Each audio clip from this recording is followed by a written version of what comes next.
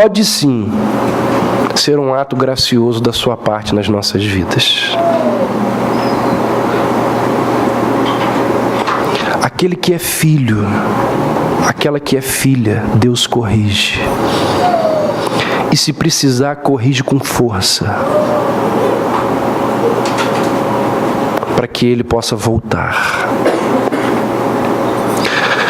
Irmãos, uma das doutrinas mais distorcidas e mais desprezadas nos dias de hoje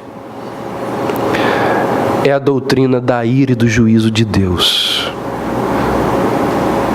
Quase que a gente não ouve mais pregadores, quase que a gente não ouve mais, lê mais livros sobre a ira e o juízo de Deus. Mas segundo as Escrituras, o castigo severo de Deus é uma expressão da sua ira contra o pecado, que tem como objetivo desmotivar o pecador a continuar na sua vida de rebeldia. Deus nos corrige para o nosso bem. Deus muitas vezes nos leva para o meio da dor e do sofrimento para o nosso bem.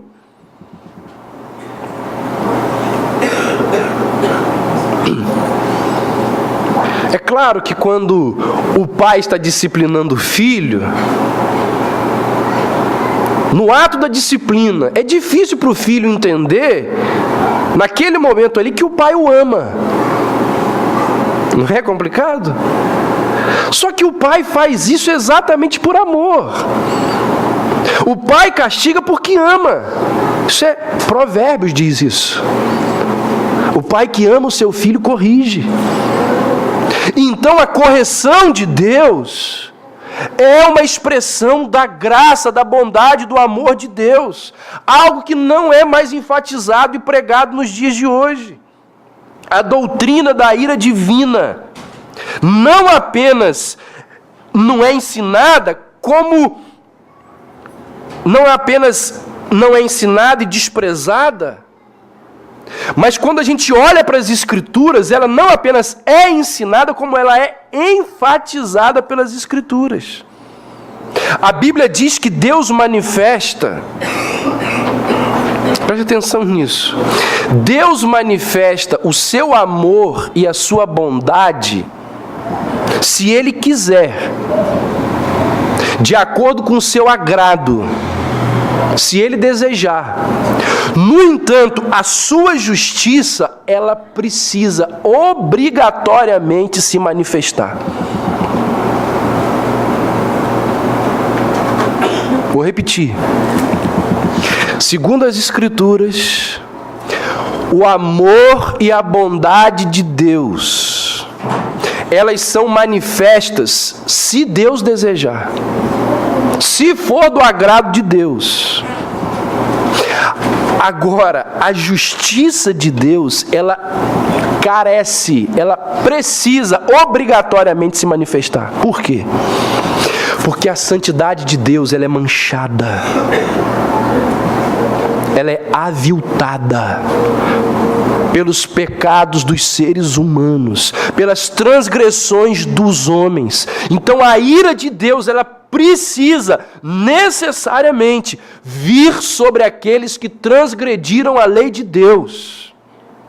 Abacuque vai dizer o seguinte: Deus, Ele é puro de olhos, não pode ver o mal, nem contemplar a opressão e ficar quieto. Então, se Deus deixar de manifestar o seu amor, Ele não deixará de ser amor. Continuará sendo amor. A manifestação do amor, da misericórdia, da graça, não é algo que Deus deva aos homens. Por isso que graça é favor imerecido. A manifestação do amor, da bondade, da graça não é algo que Deus deve a mim e a você. Ele concede essas coisas se Ele bem entender, se Ele desejar. Não existe homem e mulher nenhum no mundo que tem direito, que pode requerer de Deus amor, misericórdia e bondade. Porque Deus não deve isso a ninguém. Agora, se Deus deixar de manifestar a sua justiça, Ele vai ficar em débito com Ele mesmo. Se Deus não exercer juízo sobre a iniquidade humana, Ele estará indo contra a sua própria santidade. Então, Deus permitiu que Manassés sofresse as consequências das suas transgressões para o bem dele.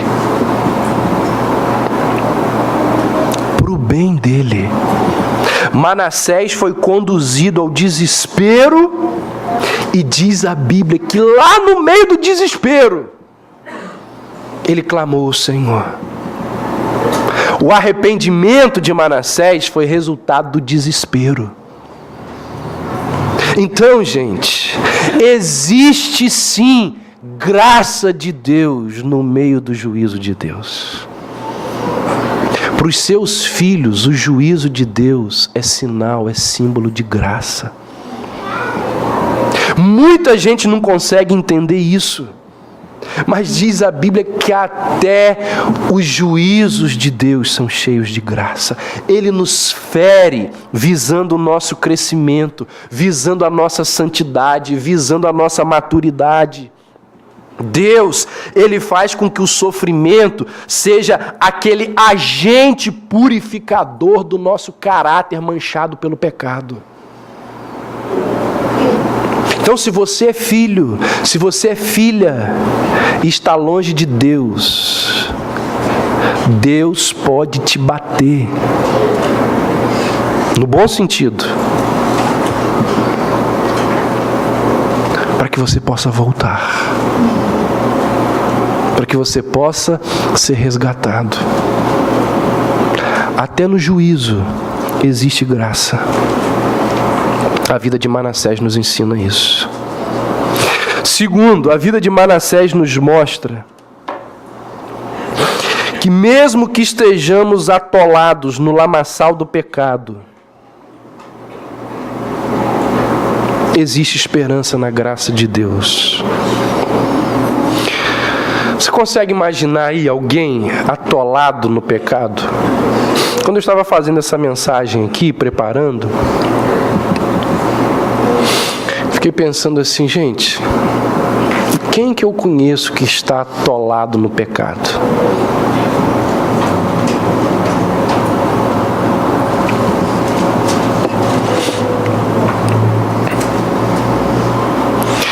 O escritor do livro de Eclesiastes, ele, depois de várias observações que ele fez ali, usando a linguagem dele, debaixo do sol, depois de várias observações que ele faz da vida, da realidade da vida, ele chega a uma conclusão. Ele diz assim: aquilo que é torto não se pode endireitar. Eclesiastes 1,15. Foi esse determinismo, ou é a partir desse determinismo, que surgiu um ditado aqui no Brasil que diz que pau que nasce torto nunca se endireita. A ponto de influenciar um compositor brasileiro chamado Dorival Caymmi, que lá numa das suas músicas ele disse o quê? Eu nasci assim, eu cresci assim, vou ser sempre assim. Não tem jeito, eu vou ser sempre assim. Influenciados por uma perspectiva determinista, existem algumas pessoas que realmente acreditam que tem gente que não tem como ser transformada, não tem como ser mudada. E não podem mudar porque elas entraram, elas se enveredaram por caminhos tão tortuosos que não tem mais jeito. É gente que foi longe demais, se comprometeu demais, se envolveu com muita gente errada. E aí nós dizemos assim, olha, para fulano é impossível retornar, não tem mais jeito. E de quando em vez a gente ouve uma história de algumas pessoas assim, e a gente fala, rapaz, o cara está atolado até o pescoço, se subir mais um pouquinho ele morre. Está envolvido com muita gente ruim, caminhou por lugares que são irreversíveis, e a gente chega a pensar mesmo, não tem jeito, não tem jeito. Nós sabemos que para assumir determinadas funções políticas e até religiosas, as pessoas tiveram que se comprometer com situações irreversíveis.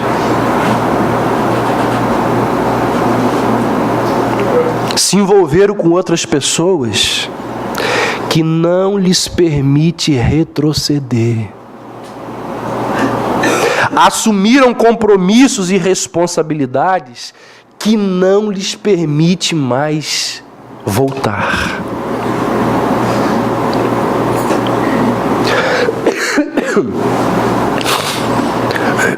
Uma vez lá em casa, na casa dos meus pais, há muitos anos atrás, eu tive um privilégio enorme de ter na sala da minha casa um camarada como Russell Shedd. Russell Shedd, para quem não sabe, é uma das sumidades que existe no Brasil evangélico. E ali no meio de um bate-papo com pessoas, interessantes ali, Franklin Ferreira estava lá. Hoje Franklin é muito conhecido no Brasil. Naquela época era um seminarista, estava saindo do seminário. E eu lembro nitidamente que num dos assuntos que estavam sendo debatidos ali, Russell Shedd falou sobre o Papa João Paulo II. E Russell Shedd, ele é conhecido não só no Brasil, mas no mundo inteiro. E ele disse assim: um amigo me disse que em conversa com João Paulo II, João Paulo II disse para ele: eu sei que essas coisas que você está me falando são verdades, mas eu não tenho mais como voltar. Eu não tenho mais como voltar. Por quê? Porque se envolveu, assumiu compromissos,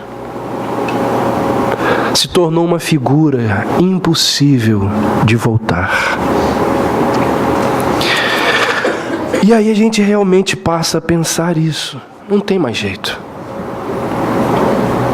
Mas aí quando a gente chega a pensar que não tem mais jeito, a gente olha para a vida de Manassés. Nesse caminho de rebeldia, parece que Manassés é quase insuperável. Quem fez o que Manassés fez? E talvez você possa pensar aí em alguém que se enveredou por caminhos que são, aos nossos olhos, praticamente impossível de voltar. Mas diz a Bíblia que Manassés foi resgatado por Deus, irmãos. Manassés nos mostra que ninguém caminha tão longe no pecado que a graça de Deus não seja capaz de ir lá e alcançar. Ou seja, só diz que pau que nasce torto nunca se endireita aquele que nunca conheceu o carpinteiro de Nazaré. Porque o carpinteiro de Nazaré, ele vai desentortar qualquer pau torto que exista nesse mundo. Você já ouviu falar de um camarada chamado Jeffrey Dahmer? Jeffrey Dahmer foi um serial killer. não dos filmes de Hollywood, da vida real. Jeffrey Dahmer assassinou 17 homens entre 1978 e 91. Nesses 23 anos, Jeffrey Dahmer cometeu 17 assassinatos, todos os 17 crimes hediondos, porque os crimes envolviam estupro, necrofilia e canibalismo. Ele matava uma pessoa, cortava a pessoa em pedaços e congelava os pedaços. Não estou falando de Aníbal não, tá? Estou falando de Jeffrey Dahmer. Aníbal, para quem não sabe, é um filme, uma série de um canibal que existe aí na televisão. Congelava os pedaços daquela pessoa que ele assassinou. E todos os dias ele se alimentava de uma parte dessa pessoa. Foi preso em julho de 91 e sentenciado à prisão perpétua.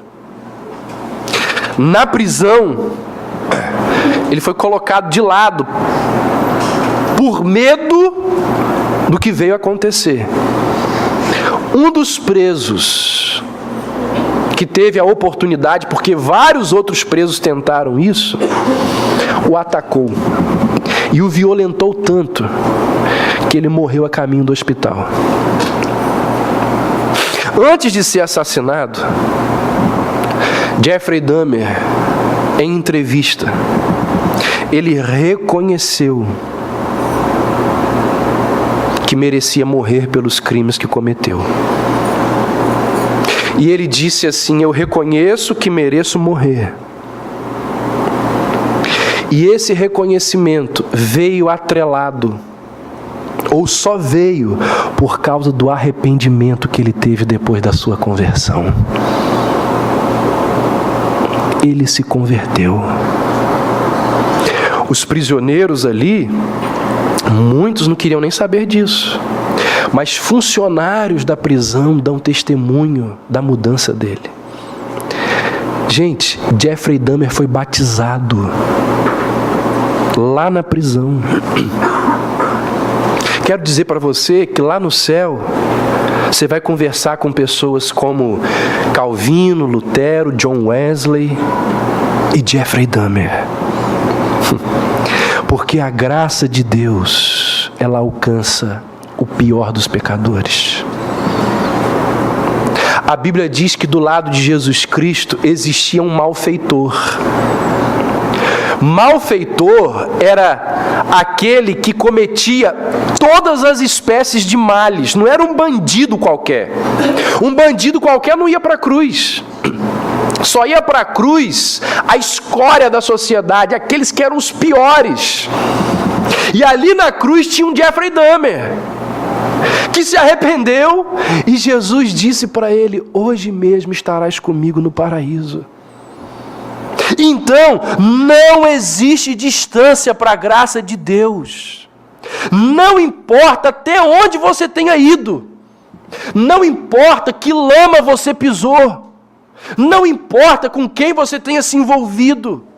Se você se arrepender, existe esperança, existe redenção, existe oferta de auxílio, existe ajuda, existe graça para você.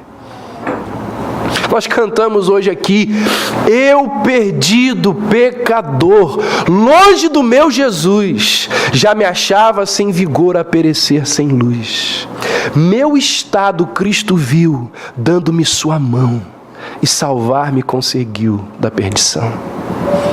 A vida de Manassés nos mostra isso. Não importa até onde uma pessoa tenha ido, a graça de Deus é capaz de transformá-la. E eu quero dizer para vocês o seguinte: falar isso aqui é bonito, é legal, muitos, nós já sabemos disso, mas na prática não é bem assim. Porque a verdade é que aquelas pessoas que foram escórias da sociedade, e que fizeram as piores coisas, quando entram para a igreja, nós olhamos com o nariz em pé para elas e achamos que somos melhores do que elas. Quero dizer para você que se você tiver essa atitude com qualquer pessoa, você vai se ver com Deus. Porque Jesus disse assim: não desprezeis a nenhum destes pequeninos. Pequeninos ali não é criança, é pequenino na fé. E o verbo desprezeis é catafronel, que significa olhar de cima para baixo. Jesus está dizendo: não olhe com desprezo para quem é fraco na fé. Não faça isso. Porque a graça de Deus, quando ela redime pessoas, ela iguala pessoas. Então, se uma prostituta entrar em nossa igreja, se um assassino entrar em nossa igreja, nós devemos tratá-lo com a mesma, arrependido, nós devemos tratá-lo com a mesma honra que nós tratamos uns aos outros. Isso é a graça de Deus. E existem vários exemplos nas Escrituras que nos mostram essa realidade. Terceiro, a vida de Manassés nos mostra que Deus, em sua graça, nos permite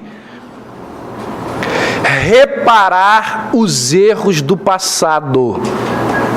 Gente, isso aqui é bom demais. Isso aqui é bom demais. Uma das coisas que uma pessoa genuinamente arrependida mais deseja é poder consertar as besteiras que fez. A pessoa que realmente se arrepende, ela quer consertar os seus erros. Porque graça recebida é santidade desejada. Quando você percebe a graça, quando você recebe a graça, você deseja mudar. O cronista não informa quanto tempo Manassés ficou no cativeiro.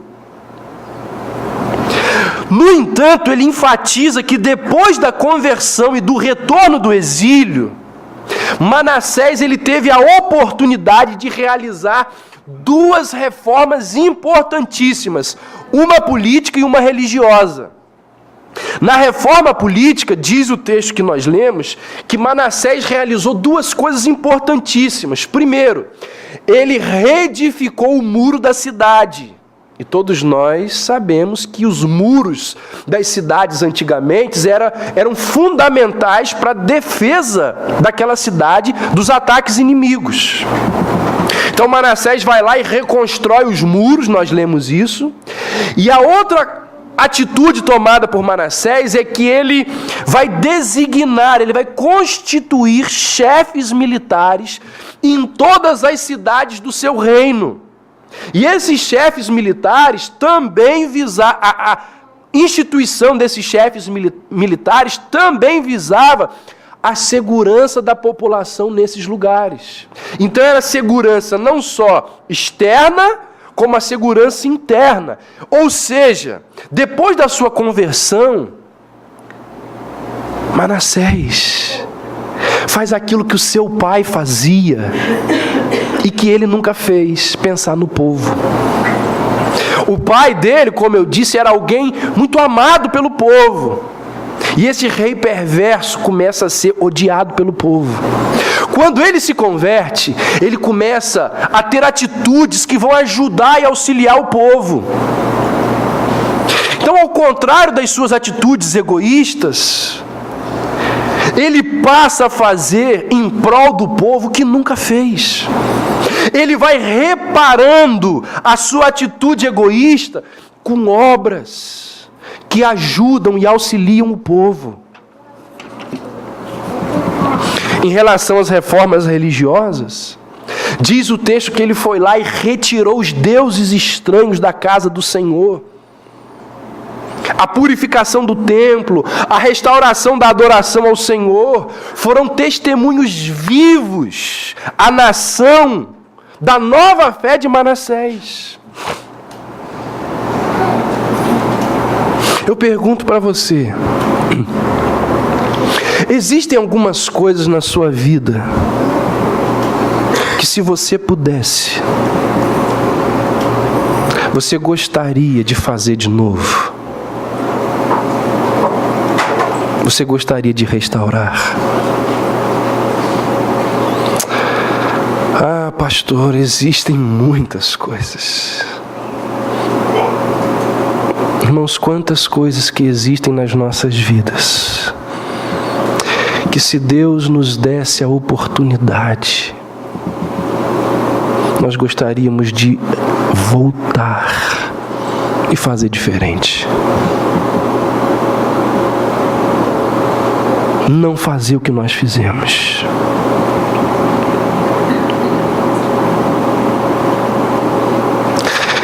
E às vezes muitas dessas coisas nós gostaríamos de refazer, porque elas têm consequências, elas têm repercussões até os dias de hoje. Deixaram sequelas. Então deixa eu te dizer uma coisa. Talvez por causa dessas consequências e dessas sequelas, a gente não consiga, sim, viver muito bem com o próximo, com a gente mesmo e até com Deus. Nós, às vezes, temos problemas de relacionamento com Deus, com o próximo. Às vezes a gente tem coisas mal resolvidas dentro da gente por causa de coisas que a gente fez lá no passado. E aquilo como que um fantasma, como que culpa, fica atormentando a nossa cabeça. Deixa eu dizer uma coisa para você. Se você puder restaurar, faça. Precisa ser feito. Tome atitudes para fazer. Você viu que está errado, busca a restauração. Mas pode ser que existam coisas ou existam situações que não tem mais como. Tem sim. Não tem como para você. Não tem como para a nossa força humana. Mas tem para Deus. Deus é aquele que, segundo a Bíblia diz que Deus disse assim: eis que faço novas todas as coisas. A Bíblia diz que Deus é aquele que fará novo céu e nova terra.